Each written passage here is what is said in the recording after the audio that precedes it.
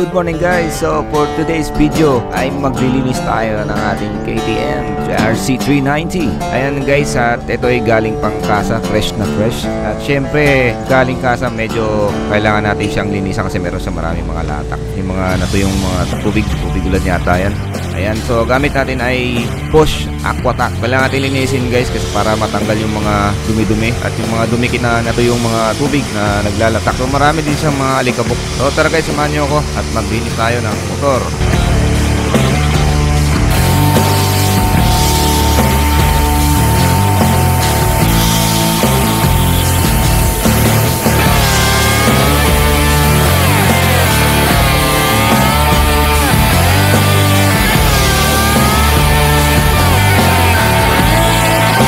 Dito naman banda ay gagamit tayo ng car shampoo para palambutin yung mga dumi na tumigas na at saka sa natin punasan. So yung unang washing ay tubig lang muna para matanggal yung mga solid mga dumi, mga buha-buhangin. Pagkatapos na-applyan natin na siya ng car shampoo para lumambot yung mga latak na dumikit-dikit bago natin siya punasan guys. Kasi pag pinunasan nyo at meron pa siyang mga buha-buhangin, yung mga maliliit na mga alikabok, buhangin at dumikit yung sa pinamunas nyo, magagasgas yung mga pintura sa parts ng motor nyo guys. So kailangan munang tanggalin natin yung kanyang mga dumi, yung mga solid na mga materials, yung mga malalaki, yung mga buhangin para iwas gasgas sa ating motor guys. Palimitan, yun ang dahilan kaya kahit na araw-araw nating washingan yung motor, ay nagagasgas yung ating mga parte ng ating motor, yung mga pintura nagagasgas siya dahil sa buhangin nga na dumikit sa pinamunas. So kailangan muna tanggalin yon bago natin sa shampooan at punasan.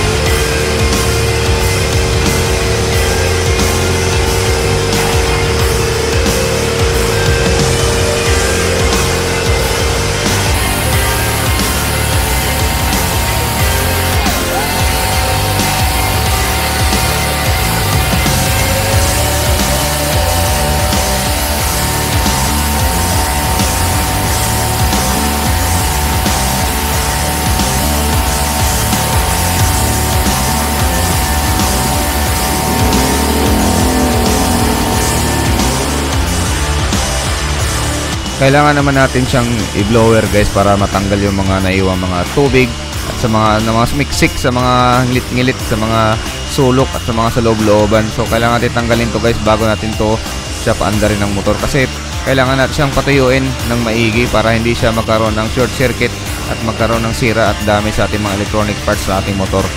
So ayan guys, gamit natin ay Bosch din para sa ating blower. Ayan, pinapatuyo natin, tinatanggal natin yung mga tubig sa looban bago natin sa punasan.